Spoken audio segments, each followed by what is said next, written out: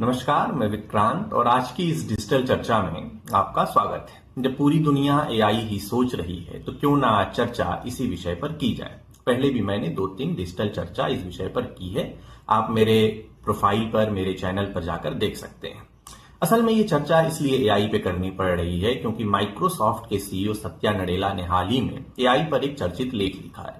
X platform पर जाकर इस लेख को पढ़ा जा सकता है। अच्छा लेख है और इस लेख में एक बिंदु है जिसने मेरा ध्यान खींचा। वो ये है कि उनका तर्क है कि आने वाले समय में कंपनियों को केवल मानव पूंजी पर नहीं बल्कि 2 तरह की पूंजी पर काम करना होगा। एक होगा ह्यूमन कैपिटल और एक होगा टोकन कैपिटल। अब इन दोनों को थोड़ा समझते हैं। ह्यूमन कैपिटल क्या है? इसका आशय है कर्मचारियों का अनुभव, निर्णय क्षमता, जो उनकी रचनात्मकता, क्रिएटिविटी होती है, जो उनकी डिसीजन मेकिंग एबिलिटी होती है, यानी कि अर्थशास्त्र की भाषा में जिसे हम टैसिट नॉलेज कहते हैं, यानी कि जो अनुभव जन्य ज्ञान होता है, वह ज्ञान जिसे किसी किताब या दस्तावेज या किसी नियम के आधार पर लिखना, पढ़ना, समझना मुश्किल होता है।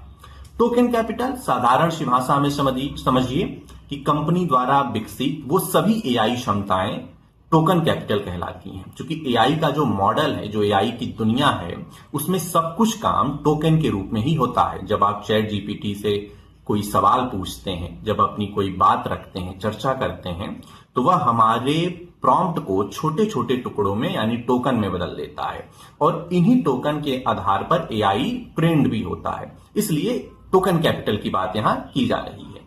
अब सत्या नडेला का तर्क यह है कि जो भविष्य की अगली प्रतिस्पर्धा है एआई के क्षेत्र में, वह सिर्फ इस बात की नहीं है कि किस देश ने या किस कंपनी ने कितना शक्तिशाली एआई मॉडल बना लिया है, बल्कि इस बात की है कि क्या आपने वो लर्निंग लूप डेवलप किया ताकि इंसानों का अनुभव और एआई की क्षमता मिलकर किसी बेहतर स्थिति का निर्माण कर सकें, किसी बेहतर दुनिया का निर्माण कर सकें। पहली नजर में लगता है कि सत्या नडेला चूंकि टेक्नोक्रेट हैं, एक बड़ी तकनीकी संस्थान के सीईओ हैं, तो वो तकनीकी विचार रख रहे हैं। लेकिन थोड़ा इसको गंभीरता से और गहराई से देखें तो यह भविष्य की अर्थव्यवस्था का एक बड़ा संकेत है जिसकी वो चर्चा कर रहे थे। क्योंकि इतिहास का अध्ययन अगर करिए तो वो यही बताता है कि कोई भी तकनीकी क्रांति केवल किसी एक आविष्कार से नहीं जीती गई। उसे जीतने के लिए एक पूरे इकोसिस्टम की जरूरत थी जिसे देशों को बनाना पड़ा था। औद्योगिक क्रांति यानी इंडस्ट्रियल रिवॉल्यूशन की बात करिए, हम सोचते हैं कि जब स्टीम इंजन आया तो दुनिया बदल गई। दुनिया में जो इंडस्ट्री और इंडस्ट्रियलाइजेशन का दौर था वो बदल गया, लेकिन वास्तविकता तो कुछ और थी।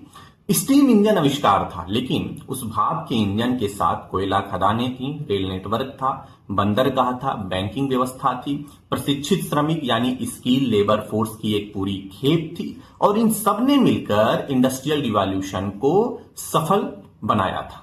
इसी तरह इंटरनेट क्रांति की बात कर लीजिए। सिर्फ कंप्यूटर इंटरनेट क्रांति नहीं है, उसके पीछे सेमीकंडक्टर है, चिप्स है, फाइबर नेटवर्क है, सर्वर है, डेटा सेंटर है और वो लाखों सॉफ्टवेयर इंजीनियर हैं जो इस पर काम करते हैं।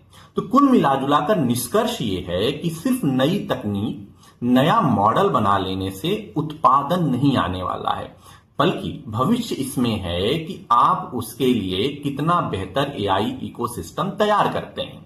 यही एआई को लेकर सत्या नडेला का मूल तर्क है कि सिर्फ एआई मॉडल नहीं बल्कि एआई इकोसिस्टम पर काम करिए। मुझे भी लगता है कि एआई के साथ बिल्कुल यही होने जा रहा है। आज पूरी दुनिया चैट जीपीटी, जेमिनी, क्लॉड और दूसरे बड़े एआई मॉडल की चर्चा कर रही है।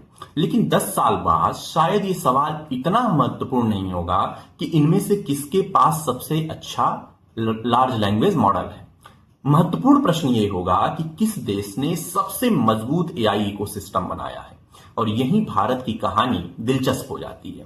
पिछले कुछ वर्षों में अगर आप देखिए तो भारत ने केवल एआई के उपयोग करने की बात नहीं कही है। अगर हम एआई समिट को भी देखें जो भारत में इस साल जनवरी फरवरी में हुआ, तो हमें यह बात समझ में आती है कि भारत भी उसी एआई इकोसिस्टम की बात कर रहा है, उसी एआई इकोसिस्टम को भारत में बनाने की बात कर रहा है। एक तरफ भारतीय भाषाओं और भारतीय जरूरतों के हिसाब से हम बड़े लार्ज लैंग्वेज मॉडल डेवलप कर रहे हैं। उदाहरण के लिए सर्वम एआई एक अच्छा उदाहरण है, भारत जेन भी एक अच्छा उदाहरण है। उसके अलावा दूसरी तरफ देश में सेमीकंडक्टर मैन्युफैक्चरिंग को लेकर बड़े स्तर पर निवेश हो रहे हैं, बड़े स्तर पर सरकार अपना ध्यान दे रही है। सेमीकंडक्टर मिशन 2.0 की भी शुरुआत हो चुकी है।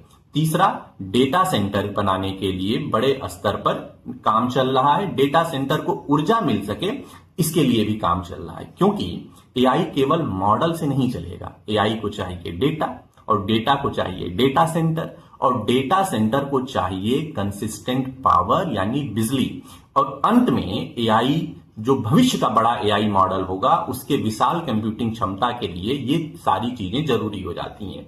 यही वजह है कि अगर हम भारत को देखें तो भारत समानांतर रूप से डेटा सेंटर बना रहा है। उसके अलावा हरित ऊर्जा और परमाणु ऊर्जा में आप देखिए दीर्घकालिक बड़े निवेश किए जा रहे हैं। शांति बिल उसका बहुत अच्छा उदाहरण है, क्योंकि डेटा सेंटर अगर एआई युग का कारखाना है तो जो उसको चलाने के लिए ऊर्जा चाहिए वह उसकी जीवन रेखा है।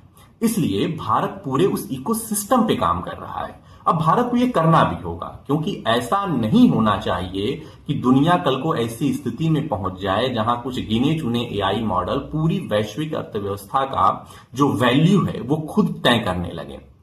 खतरा भी है और एक खतरा नियंत्रण का भी है। हमने देखा कि कैसे फेबल 5 और माइथोस जैसे क्लॉड एंथ्रोपिक के जो मॉडल हैं उनको अमेरिका ने नियंत्रित कर लिया, उन पर रोक लगा लिया, यानी कि संकट दरवाजे पर खड़ा है। और इसलिए आज ये चिंता जरूरी हो जाती है। एक बार थोड़ा वैश्वीकरण के शुरुआती दौर को याद करिए, जब दुनिया ने देखा कि वैश्विक उत्पादन कुछ क्षेत्रों में कुछ देशों तक सीमित हो गया और इसका नुकसान दुनिया के कई देशों को उठाना पड़ा था। आज भी यह स्थिति लगभग वैसी दिखाई पड़ती है, जहां वैश्विक उत्पादन कुछ चंद देशों के अधिकार में आ गया। इसलिए एआई में भी हमें यह सोचना होगा कि अगर एआई कुछ चंद देशों की प्रॉपर्टी बन गई तो बाकी दुनिया के देशों को एक गहरे संकट का सामना करना पड़ेगा, और भारत को लेकर तो इसके लिए निश्चित रूप से थोड़ा सजग रहना होगा। यह भी सत्य है कि अगर किसी देश के पास सिर्फ एआई एप्लीकेशन होगा तब भी वो सफल नहीं होगा। इसलिए चिप भी चाहिए, डेटा सेंटर भी चाहिए, ऊर्जा क्षमता भी चाहिए, शोध संस्थान भी चाहिए, अपना एक नॉलेज नेटवर्क भी चाहिए, तब जाकर कोई देश एआई कंज्यूमर से एआई इकोनॉमी का लीडर बन पाएगा। और आज यही भारत के सामने बड़ा अवसर है जिस पर भारत काम भी कर रहा है, क्योंकि दुनिया की सबसे बड़ी युवा आबादी हमारे पास है। दुनिया का सबसे बड़ा एआई टैलेंट भारत के पास है।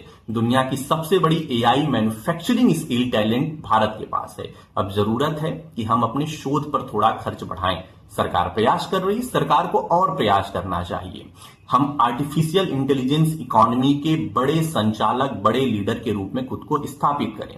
इस दिशा में कदम जो बढ़ाए गए हैं उनका स्वागत है, लेकिन अब दुनिया को साबित करना होगा कि भारत एआई का उपभोक्ता नहीं है, जो आरोप हमारे ऊपर लग रहे हैं, और दुनिया को एक मॉडल एआई इकोसिस्टम वाले देश के रूप में भारत को खुद को स्थापित करना होगा।